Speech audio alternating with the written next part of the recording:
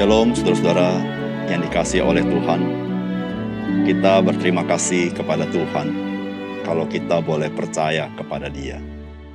Karena ada banyak hal dalam hidup kita yang tidak mampu untuk kita kerjakan karena keterbatasan kita, termasuk juga ada banyak hal yang kita tidak sadari yang mungkin saja bisa mencelakakan kita.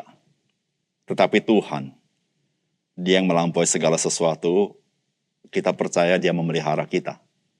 Jikalau kita ada sebagaimana kita ada hari ini, saudara, ada pemeliharaan Tuhan dalam hidup kita. Salam jumpa dalam program Tuhan adalah Gembalaku. Saudara, Tuhan Allah melampaui segala ciptaan. Saudara, saya percaya hal inilah yang kita akui dan kita aminkan, bukan? Namun pertanyaannya, saudara, bagaimanakah hal ini di dalam pengalaman hidup kita sehari-hari secara praktisnya? Saudara, ada kalanya pengakuan iman kita dan perilaku hidup kita tidak selaras atau tidak berjalan dengan persis sama. Saudara, bukankah kita seringkali menempatkan Tuhan itu terkungkung dengan kebiasaan-kebiasaan yang ada, atau dengan pandangan-pandangan kita, sehingga Tuhan diperlakukan sama seperti kita memperlakukan manusia. Saudara, apa yang kita anggap baik, seringkali kita juga memaksa supaya Tuhan juga menganggapnya baik. Dan kemudian saudara-saudara, segala sesuatu yang Allah kerjakan itu, saudara, kita mengharuskannya masuk ke dalam logika kita. Jika tidak, kita anggap bahwa hal-hal tersebut tidak masuk akal. Saudara yang kasih dalam Tuhan, apakah yang saya uraikan ini juga adalah pengalaman hidup saudara? Saudara, mari kita membaca Lukas pasal 1 ayat 57 sampai 66. Kemudian genaplah bulannya bagi Elisabet untuk bersalin, dan ia pun melahirkan seorang anak laki-laki. Ketika tetangga-tetangganya serta sanak saudaranya mendengar bahwa Tuhan telah menunjukkan rahmat-Nya yang begitu besar kepadanya, bersukacitalah mereka bersama-sama dengan dia. Maka datanglah mereka pada hari yang ke-8 untuk menyunatkan anak itu, dan mereka hendak menamai dia Sakaria menurut nama bapaknya. Tetapi ibunya berkata, "Jangan, ia harus dinamai Yohanes." Kata mereka kepadanya, "Tidak ada di antara sanak saudaramu yang bernama demikian." Lalu mereka memberi isyarat kepada bapaknya untuk bertanya nama apa yang hendak diberikannya kepada anaknya itu. Ia meminta batu tulis lalu menuliskan kata-kata ini. Namanya adalah Yohanes. Dan mereka pun heran semuanya. Dan seketika itu juga terbukalah mulutnya dan terlepaslah lidahnya, lalu ia berkata-kata dan memuji Allah. Maka ketakutanlah semua orang yang tinggal di sekitarnya, dan segala peristiwa itu menjadi buah tutur di seluruh pegunungan Yudea. Dan semua orang yang mendengarnya merenungkannya dan berkata, "Menjadi apakah anak ini nanti? Sebab tangan Tuhan menyertai dia." Saudara yang dikasihi oleh Tuhan, dalam masa peristiwa Natal telah terjadi dua mukjizat. Yang pertama adalah seorang anak darah mengandung dari Roh Kudus. Dan di dalam kandungannya itu adalah anak Allah, yaitu Yesus Kristus. Dan anak darah ini bernama Maria. Mukjizat yang kedua juga adalah berbicara tentang seorang wanita mandul dan sudah usia tua. Dan pada usia tua itu dia mengandung. Namanya adalah Elisabet. Saudara, hal ini memberitahukan kepada kita bahwa bagi Tuhan tidak ada yang mustahil. Firman Tuhan yang kita baca hari ini juga mengisahkan kelahiran dari Yohanes yang kita kenal dengan Yohanes Pembaptis. Saudara, pastilah kelahirannya merupakan sebuah kejutan bagi masyarakat pada masa itu, karena Elisabet dikenal sebagai seorang wanita yang mandul. Saudara, kita tidak boleh lupa pada zaman itu, wanita yang mandul dianggap mengalami kutuk daripada Tuhan. Namun ketika bayi itu hendak disunatkan, terjadi juga kejutan karena nama yang akan diberikan kepada bayi itu, baik oleh Elisabet maupun oleh Sakaria orang tuanya, yaitu nama yang tidak ada di dalam silsilah keluarga mereka. Namun saudara-saudara, ketika Sakaria, ayah daripada bayi itu, menuliskan namanya adalah Yohanes, maka sebelumnya Sakaria, karena dia tidak begitu percaya bahwa istrinya akan punya anak, maka dia menjadi bisu. Tetapi setelah dia menuliskan nama anak itu Yohanes, yang merupakan nama yang diberikan Tuhan kepada bayi itu, maka dia mulai bisa berbicara. Saudara di sini memberitahukan kepada kita bahwa Tuhan, dia terlibat di dalam kehidupan Sakaria dan Elisabet. Dan Tuhan juga terlibat di dalam kehidupan kita, bukan? Saudara, apakah pesan firman Tuhan bagi kita? Saudara, pertama, pengalaman yang tidak diharapkan oleh kita dapat dipakai Tuhan untuk menyatakan kasih karunia dan kemuliaan Tuhan. Saudara, inilah firman Tuhan. Kemudian genaplah bulannya bagi Elisabet untuk bersalin. Dan ia pun melahirkan seorang anak laki-laki. Ketika tetangga-tetangganya serta sanak saudaranya mendengar bahwa Tuhan telah menunjukkan rahmat yang begitu besar kepadanya, bersukacitalah mereka bersama-sama dengan dia. Saudara yang kasih dalam Tuhan, Elisabet mempunyai pengalaman hidup yang sangat tidak menyenangkan. Satu pengalaman hidup yang dia tidak bisa sembunyikan. Saudara, ada banyak hal yang kita bisa sembunyikan dari lingkungan kita. Tetapi pengalaman yang dialami Elisabet dan Sakaria adalah sesuatu yang tidak bisa disembunyikan. Dan pengalaman yang dialami itu, saudara-saudara, dianggap sebuah hal yang tidak baik bagi masyarakat. Meskipun Elisabet dan Sakaria tidak berbuat yang tidak baik. Tapi semua itu karena Elisabet mandul. Saudara, pada zaman itu perempuan yang mandul dianggap sebagai orang yang dikutuk sehingga dia tidak bisa melahirkan anak. Karena mempunyai keturunan itu merupakan meneruskan akan silsilah daripada orang tua ini. Tapi saudara-saudara yang kasih dalam Tuhan, di dalam usia yang sudah lanjut, Tuhan, dia mendengar doa daripada Sakaria. Sehingga Elisabet mengandung. Dan disitulah saudara-saudara, ketika Elisabet bersalin dan melahirkan seorang anak laki-laki, maka saudara tetangga-tetangganya berkata begini, Tuhan telah menunjukkan rahmat yang begitu besar kepadanya. Bersukacitalah mereka bersama-sama dengan dia.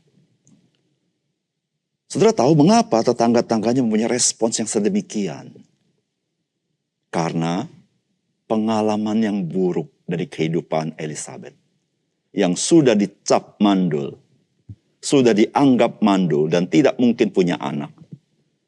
Bahkan karena dia mandul dianggap dikutuk oleh Tuhan. Tapi sekarang dia melahirkan seorang anak dan anak itu laki-laki. Saudara, disitulah saudara-saudara Tuhan dipermuliakan. Dan orang berkata bahwa Tuhan telah menunjukkan rahmat yang begitu besar. Saudara yang kasih dalam Tuhan, ada banyak hal dalam hidup kita yang kita tidak harapkan, bukan? Yang pasti yang kita tidak harapkan adalah yang kita anggap tidak baik. Dan seringkali kita pikir kalau sesuatu yang tidak baik itu pasti sesuatu yang tidak memuliakan Tuhan. Ada kala kita berpikir kalau terjadi sesuatu yang kita tidak harapkan, hidup kita ini gagal. Dan seringkali kita mengeluh karena apa yang kita tidak harapkan bukan karena kesalahan kita. Tapi itu terjadi begitu saja dalam hidup kita. Tapi melalui firman Tuhan hari ini, hal-hal yang kita tidak harapkan terjadi dalam hidup kita, itu dapat dipakai Tuhan untuk menyatakan rahmat-Nya. untuk menyatakan kasih karunia-Nya kepada kita. Dan orang melihat bahwa hanya Tuhan yang sanggup menolong. Dan Tuhan menolong kita. Dan disitulah saudara-saudara, pengalaman yang tidak kita harapkan itu, justru melaluinya Tuhan dipermuliakan. Oleh karena itu saudara yang kasih dalam Tuhan, apapun yang kita alami hidup ini, jikalau terjadi sesuatu yang kita tidak harapkan bukan karena kesalahan kita, saudara percaya kepada Tuhan. Dia dapat memakai pengalaman seburuk apapun untuk dipakai menjadi kemuliaan bagi namanya. Kedua, saudara, firman Tuhan hari ini mengajarkan kepada kita bahwa ketaatan kepada Tuhan tidak selalu sejalan dengan kebiasaan umum atau pandangan umum. Firman Tuhan berkata begini, maka datanglah mereka pada hari ke-8 untuk menyunatkan anak itu, dan mereka hendak menamai dia Sakaria menurut nama bapaknya. Tetapi ibunya berkata, jangan, ia harus dinamai Yohanes. Kata mereka kepadanya, tidak ada di antara sanak saudaramu yang bernama demikian. Lalu mereka memberi isyarat kepada bapaknya untuk bertanya nama apa yang hendak diberikannya kepada anaknya itu. Ia meminta batu tulis lalu menuliskan kata-kata ini, namanya adalah Yohanes. Dan mereka pun heran. Dan seketika itu juga terbukalah mulutnya dan terlepaslah lidahnya. Lalu ia berkata-kata dan memuji Allah. Maka ketakutanlah semua orang yang tinggal di sekitarnya. Dan segala peristiwa itu menjadi buah tutur di seluruh pegunungan Yudea. Dan semua orang yang mendengarnya merenungkannya dan berkata, menjadi apakah anak ini nanti? Sebab tangan Tuhan menyertai dia. Saudara yang kasih dalam Tuhan, anak yang dilahirkan Elisabet ketika akan disunat pada hari ke-8, maka orang-orang sekitar sana akan menamai anak itu seturut dengan nama ayahnya, Sakaria. Karena Sakaria adalah seorang imam yang sangat dihormati. Dan juga Sakaria itu nama yang sangat baik karena itu nama nabi di dalam perjanjian lama. Tetapi saudara-saudara, menarik sekali, ibunda daripada bayi ini berkata, jangan dinamakan Sakaria. Namakan dia Yohanes. Dan orang-orang itu heran. Karena nama Sakaria itu nama yang baik. Nama Yohanes tidak pernah ada di dalam nama-nama di dalam keluarga besar mereka. Oleh karena itu mereka akhirnya bertanya kepada bapaknya, yaitu Sakaria. Memang saudara-saudara, orang-orang Yahudi yang menamakan anak itu adalah ayahanda.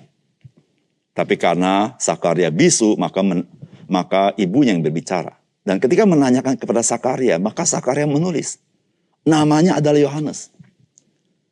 Saudara, pada saat itu saudara, Sakaria yang bisu langsung bisa berbicara. Maka itu tetangga-tetangganya sangat kaget, saudara ya.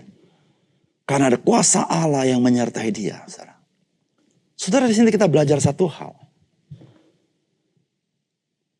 Bahwa pandangan umum atau pendapat umum atau mayoritas dari manusia bisa tidak sama dengan kehendak Allah. Dan juga saudara-saudara, bahwa ketaatan kita kepada Tuhan ada kalanya tidak sesuai dengan pandangan umum. Tidak sesuai dengan kebiasaan-kebiasaan umum. Dan saudara, seringkali menjadi pergumulan kita adalah, apakah saya salah mengambil keputusan? Karena apa yang saya putuskan tidak sesuai dengan pandangan umum atau kebiasaan umum. Namun saudara yang kasih dalam Tuhan, kehendak Tuhan di atas seluruh pandangan-pandangan, seluruh kebiasaan. Oleh karena itu saudara, ketika kita melakukan ketaatan, seringkali kita sedang menjalankan kehidupan ini melawan arus. Kadang arusnya besar dan kita berjalan melawan arus itu. Tapi saudara, satu hal yang tidak boleh kita lupakan. Sebagaimana yang dialami oleh Sakaria, di dalam ketaatan kita, Tuhan terlibat di dalamnya dengan kuasanya. Sehingga orang-orang menjadi heran bagaimana Tuhan bekerja dalam hidup Sakaria. Saudara yang kasih dalam Tuhan, marilah kita hidup taat kepada Tuhan. Meskipun Ketika kita berpikir, sepertinya saya mendapat kesulitan kalau saya taat. Tapi saudara jangan lupa, Tuhan melampaui kesulitan itu. Ketika kita taat, saudara dan saya akan melihat bagaimana Tuhan bekerja dalam hidup kita dengan heran. Mari kita berdoa. Bapa surga, terima kasih untuk firman-Mu yang mengajar kami, menolong kami melihat Engkau sebagai Engkau yang maha kuasa, yang maha berdaulat. Sehingga kami tidak mengkungkung Engkau dengan kebiasaan kami dengan pendapat orang lain. Atau mensejajarkan Engkau dengan ciptaan yang lain. Tapi Engkau Tuhan yang melampaui segala sesuatu. Biarlah iman, keyakinan kami nyata dalam praktika hidup kami. Ketika kami menghadapi situasi-situasi sulit, kami tetap percaya bahwa Tuhan terlibat ketika kami mau taat kepada Engkau. Tuhan, terima kasih untuk firman-Mu. Dalam nama Tuhan Yesus kami berdoa. Amin.